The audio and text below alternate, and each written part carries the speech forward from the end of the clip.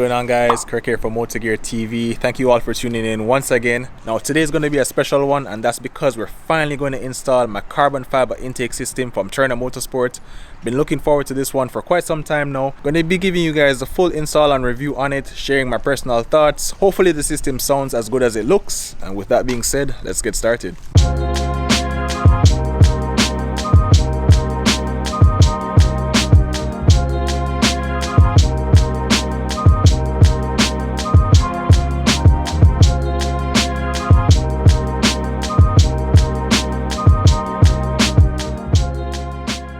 Alright, before we get started, I just wanted to kind of go over some of the engine modifications I have already. As you guys may have seen from some of the previous videos, I did go ahead and upgrade the charge pipe. This one is from ARM Motorsports, and also the front mount intercooler, which is also from ARM. Now additionally to that, I did go ahead and do a high flow filter from Papercross. These mods for me turned out pretty good, but I wanted to take it a step further. Hopefully the intake will be able to achieve that. Let's go ahead and do a quick unboxing to show you exactly what I chose and what it came with.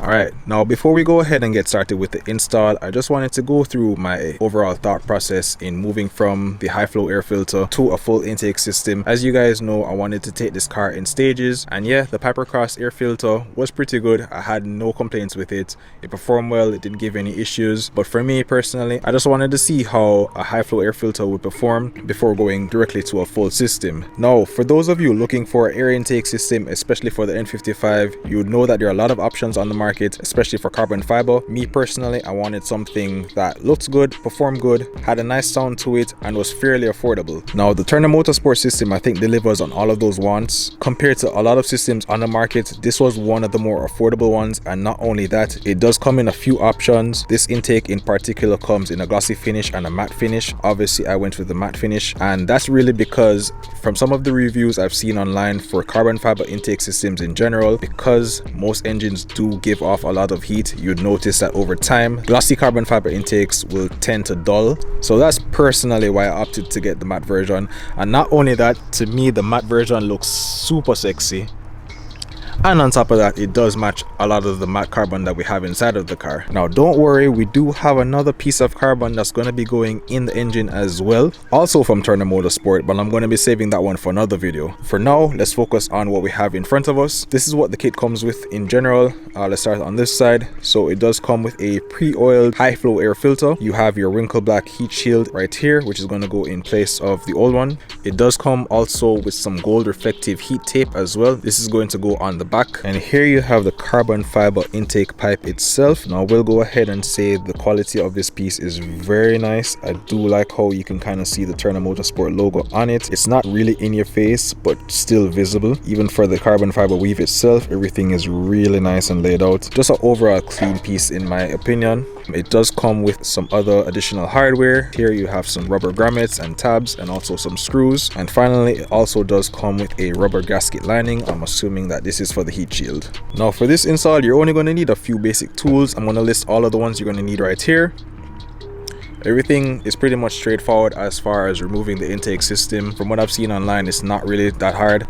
Just as a reference for you guys who are interested in this will work on all second gen N55 engines, which would include the N55 obviously that comes in the M2, your M235i, and also your 335 and 435i. Alright, now first things first, we're going to go ahead and get everything unplugged. I'm going to kind of walk you guys through it fairly quickly, showing you all the main points you need to pay attention to, and hopefully we get through it with no issues. Alright, so first things first, in the install process, we're going to go ahead and removing the existing intake system, starting with this brace right here. Just so you guys are aware, this brace only comes on the M2 held in by 4 13mm bolts. Typically, if you have a 335 or an M235i, this brace is not going to be there, which will allow you to run the Turner Motorsport carbon fiber lid. Now, because this particular system is made strictly for the M2, it's not going to come with a lid, which is fine with me because at least I can hear some more intake noises.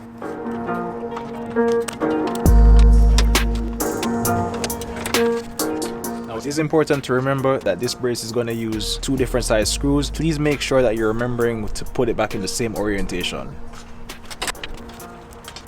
Alright, now hopefully this can focus. As you guys can kind of see, one long, one short. Next thing, I'm going to go ahead and remove this brace. Alright, next up, you're going to want to remove the mass airflow connector as well as your air recirculating connector. Now, I've noticed that this only comes on your automatic DCT model. It's not going to come on a manual version. For the manual versions, it's going to be blocked off with a cap. Like that. And for the circulating connector, you're going to squeeze on the 2 tabs on the side. Pop it out like so. Now, before we go ahead and take out the airbox, there is a clamp holding it in place. We're going to use a flathead to unscrew it, and then we can pop the airbox out. Alright, so once the metal clamp is loose, you're going to have some grommets that are going to hold the airbox in place. Simply lift up, starting with this one in the middle. Then you're going to get the ones on the side. And there you have it. Now, before we go ahead and continue, I just wanted to show you guys what the existing Pipercross filter looked like right now after a few months of use. It's been in the car for about 5 or 6 months right now. It's been holding up pretty good. Now, I did notice some of the comments in the install for this filter, and a lot of people were saying that the foam filters kind of disintegrate over time. As you guys can see, it's pretty much intact and all the dirt deposits are right there. Pretty much did what it was supposed to do. Alright, so the next step is going to be for us to remove the mass airflow sensor located on the stock airbox. We're going to be putting it in the new intake system. For this, you're going to need a T15 Torx. Simply unscrew it and then put it into the new one.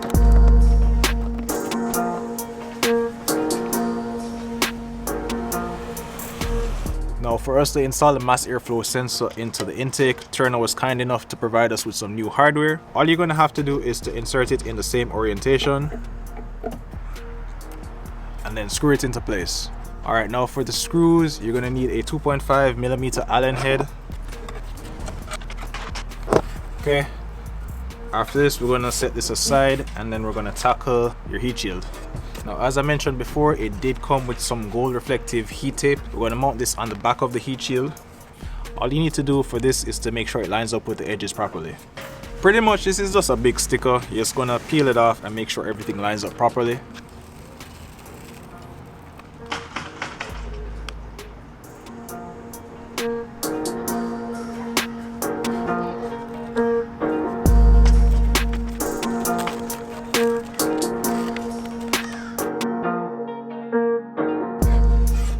Alright, what do you guys think? 10 out of 10? Alright, so next up, we're going to be adding some rubber grommets to the heat shield. You're going to have one in place right here, which is the larger one, and then the smaller one right here. Alright, now with your metal grommets in place, next thing you're going to do is to insert these 2 metal standoffs. One's going to go at the side and one's going to go at the bottom. Now, with installing these metal standoffs, you're going to be using a 4mm Allen head screw as well as a washer that's provided. Simply screw it into place, and then you're going to be using a 6mm Allen head on this side and a 4mm Allen head on the other side to tighten it. Now, with the first one in place, you're going to make sure that the second one is the same thing as well. Tighten it down, and there you go. Now, it is important to note that because this is the open air intake system, it's going to have 2 sealing plugs that are going to go in place right here at the top. Alright, and there you guys have it, all sealed up. Alright, so before we go ahead and mount the heat shield in, we're going to be adding some rubber grommets. This one is going to be replacing the stock rubber grommet that's already inside the car, and then this one is going to mount to the edge. Let's start off with this one. I'm going to line it up, and it's going to attach onto the frame rail itself. And then for this one, you're going to remove out the stock grommet and replace it. Alright, simple enough. Alright, now in addition to that, you're going to be adding this clip nut on the inner edge of this body right here. You're going to make sure that the flat surface is facing outwards. Simply slide it in and make sure that it sits into place. Alright, so the next thing is going to be for us to put the heat shield in place. You're going to make sure that these standoff nuts right here seat properly into the rubber grommets. Now bear in mind, you're going to have to fit the heat shield in between the metal intake snorkel in the front. So just be careful to slide it underneath during the install. Okay, once that is done, you're going to use this screw to hold the heat shield in place. This attaches to the locking plate that we installed earlier. Alright, and now comes the front part to install the intake pipe itself. Now we're going to start off by inserting it into the heat shield first. Line this up. Alright, once it's in, we're going to go ahead and put the other end into the turbo inlet pipe.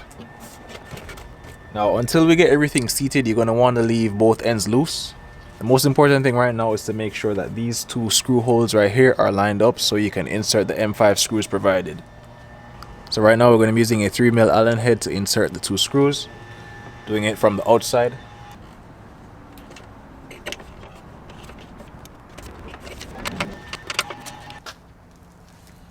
Alright, so with the air intake pipe secured safely to the heat shield, next step is going to be for us to secure it to the turbo inlet pipe. Now you want to make sure that the intake is nice and snug before you go ahead and tighten it down. Now after that, we're going to go ahead and reattach our MAF sensor as well as our recirculating connector. Just make sure that both snap into place and then you should be finished. Alright, so now comes one of the final pieces to the puzzle. We're going to be installing the high flow air filter. Pretty simple, just make sure it's nice and snug. You're going to want the screw to be visible. Alright, make sure that it's nice and secure. Alright, so it's important to note that the kit does come with a rubber bulb seal. This is going to be a little bit longer than you need, so you have to trim it down to size. Once you've trimmed it out, you're basically going to line it along the top of the heat shield. And then this is going to give you a nice barrier between the top of the hood and the heat shield itself. So with all of the rubber seals in place, guess what guys, we're done.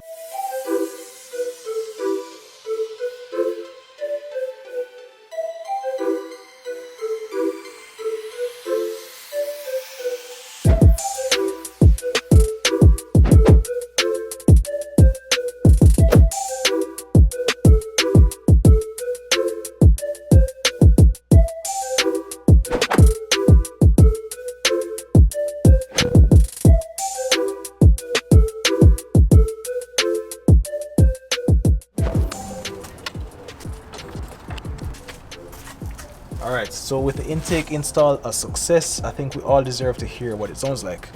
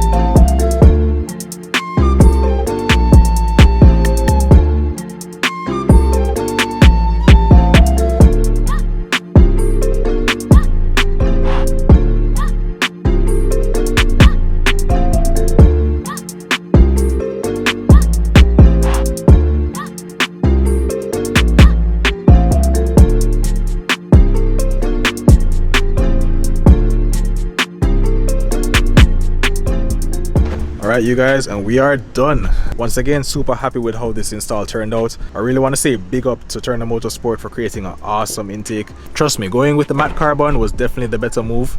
It really makes the intake stand out way more in my opinion.